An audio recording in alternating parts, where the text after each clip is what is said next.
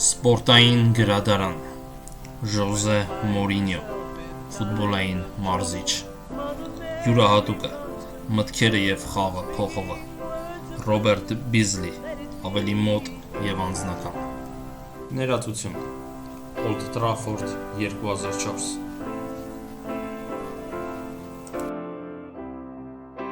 Ողջույն բոլորին, այսօրվանից սկսում եմ շատ հետաքրքիր վիդեո կոնտենտ նվիրված սպորտային գրականությանը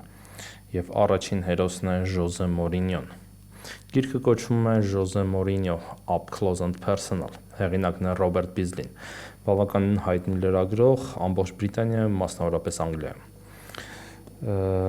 Up Close and Personal, ավելի մոտ և անձնական։ Մասնագետ, ֆուտբոլային մարզիչ, ով փոխեց պատկերացումները հատկապես երիտասարդ մասնագետների վերաբերյալ։ Մասնագետը աշխատել է Պորտուգալիայում, Անգլիայում, Իտալիայում, Իսպանիայում, վերադարձել է Անգլիա, վերադարձել է Իտալիա, ներկայումս աշխատում է թուրքական սուպերլիգայում և մեծ ավանդ ունի և մեծ ներդրում ունի ֆուտբոլի կայացմանը և հատկապես երիտասարդ մասնագետների ներգրավվածությանը համաշխարհային ֆուտբոլում։ Առաջին ենթախումբը, որ առաջին մասը կոչվում է Old Trafford 2004 ներածություն։ Ժոզե Մորինյոն առաջին անգամ արժանացել է հեղինակի ուշադրությանը հենց 2004 թվականին Old Trafford մարզադաշտում։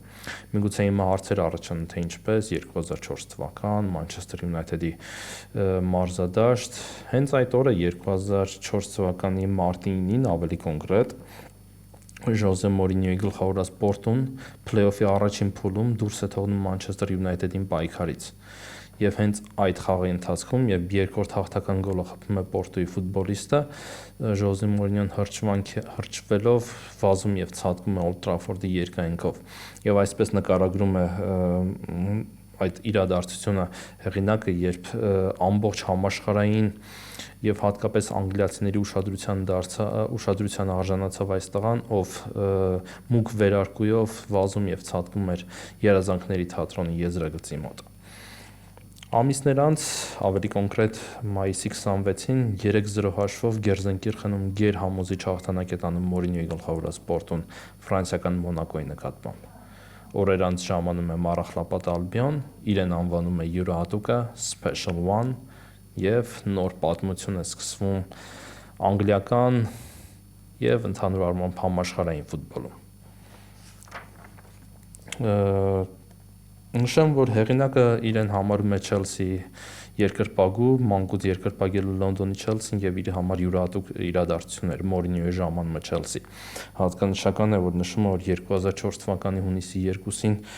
յուրահատուկ ուշադրության է արժանանում Չելսիի մամլոսրահը։ Մորինյոյի ժամանումը համաշխարհային և միջազգային նորություն է սահմանվում, որի արդյունքում ժամանում են լրագրողներ ամբողջ Եվրոպայից։ Ես նույնպես լրագրող էի և այդ օրվանից սկսեց մոտ ծանոթությունը Մորինյոյի հետ, պատմում է հեղինակը։